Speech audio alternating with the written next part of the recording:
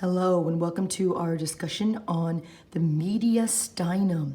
What is this elusive space that we find in mid-sagittal? Well, the mediastinum is the space between the two lungs. The space between the two lungs is encompassed by several structures. Its superior boundary is going to be the superior thoracic inlet. And then our inferior boundary is going to be our thoracic outlet, otherwise known as the thoracic diaphragm. Our anterior border is going to be the sternum, and our posterior border is going to be vertebral bodies. At the level of around T4, T5, we have a separation between what's superior mediastinum and what's inferior mediastinum.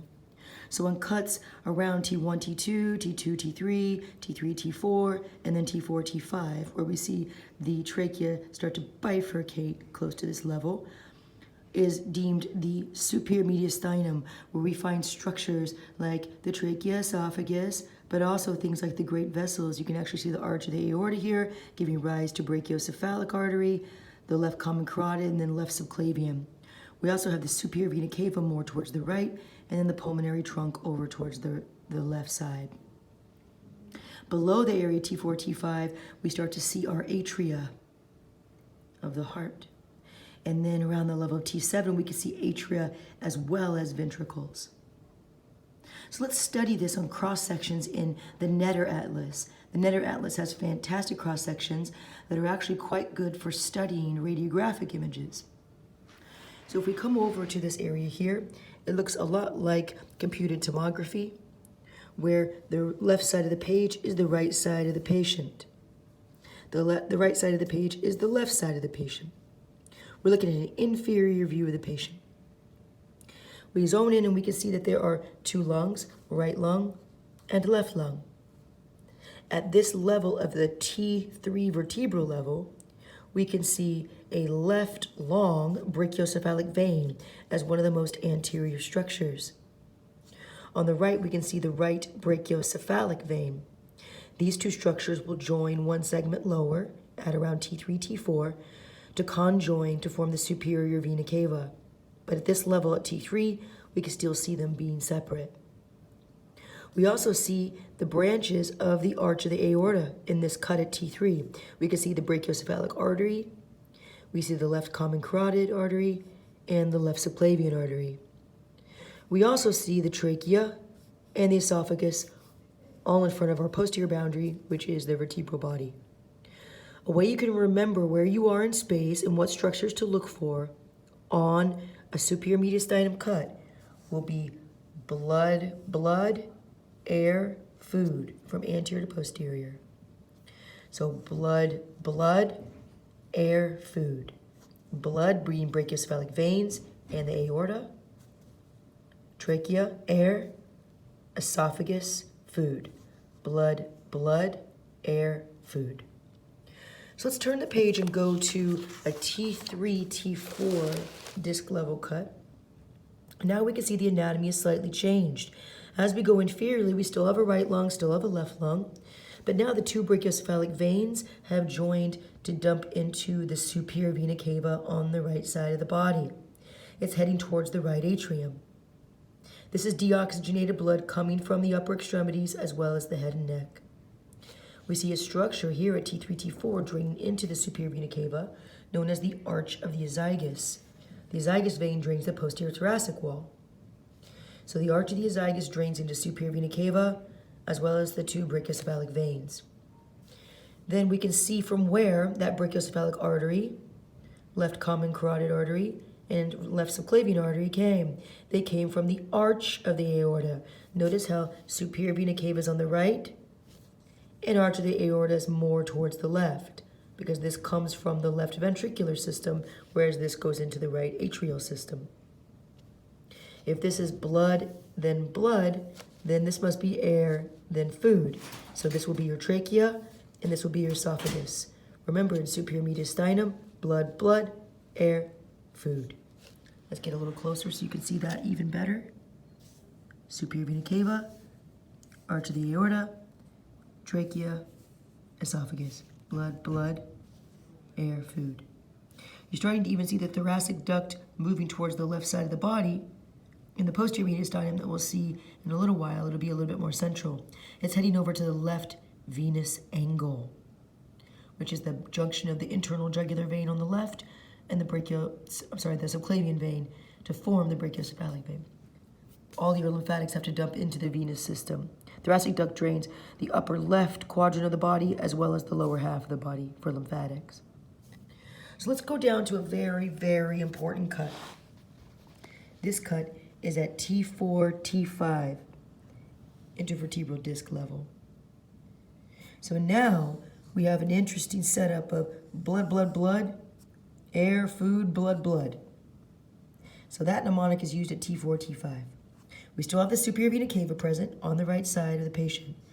We now have the ascending aorta because the arch is only seen at T3, T4. When you get to T4, T5, you see from where the arch of the aorta came, which is the ascending aorta. This ascending aorta is situated to the left of the superior vena cava because it does come from the left ventricle. But notice it's to the right of this structure, which is called the pulmonary trunk. This arterial system from the right ventricle actually crosses over towards the left side of the body, meaning we listen for heart sounds on the left second intercostal space from this structure, but for this structure, we listen on the right second intercostal space. This is very confusing for my students because this comes from the left ventricle and this comes from the right ventricle, but you listen to this one on the left and this one on the right. But you can see this anatomy of why, because you're moving from the right ventricle distally and then, proximally, and then going distal and superior to end up on the left side of the body.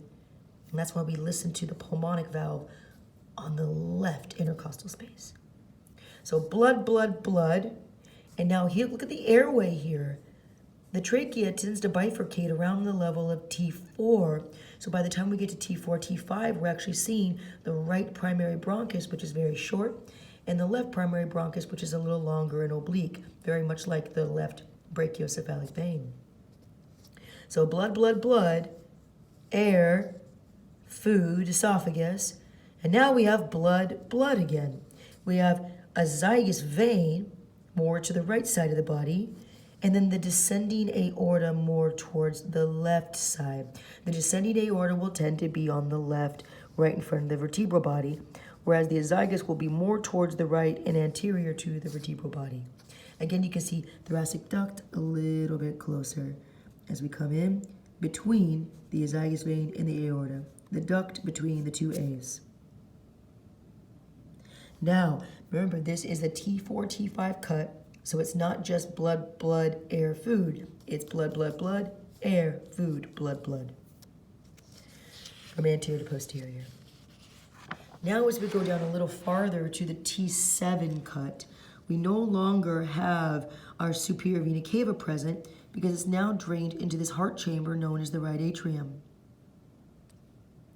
We can no longer see the ascending aorta, and we can no longer see the pulmonary trunk because now we have a right ventricle with its thinner trabecular carneae and a thicker left ventricle, which is forming that left border of the heart. So right atrium forms the right border, left ventricle forms the left border, right ventricle forms the anterior border of the heart, and then this chamber is called the left atrium, which is the posterior border of the heart. So we have blood, blood, no air, and food. Blood, blood. So blood, blood, no air, food, blood, blood.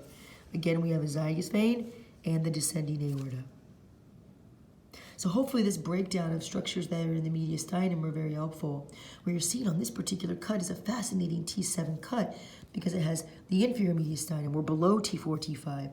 And we have the anterior mediastinum, which is virtually empty other than a sternopericardiacophrenic ligament that basically anchors the sternum to the pericardium. You have the heart with its pericardium and the phrenic neurovascular bundle. And then you have the posterior mediastinum, which is posterior to the heart. So anterior mediastinum, middle mediastinum, posterior mediastinum. So remember that the same things you're looking at here, you were finding here. So here is your T3 cut, your T4, T5, right? T4, T5 here, T4 cut, T3 cut, T2 cut. And then when you get down to about here, that's your T7 cut. So hopefully you found this very helpful for studying both mid-sagittal and cross sections. And remembering that at your T4, T5 cut, that's where you start to see below that an anterior, middle, and posterior mediastinum. Above that level, there's just superior mediastinum. Hopefully you found this useful, and we'll see you next time.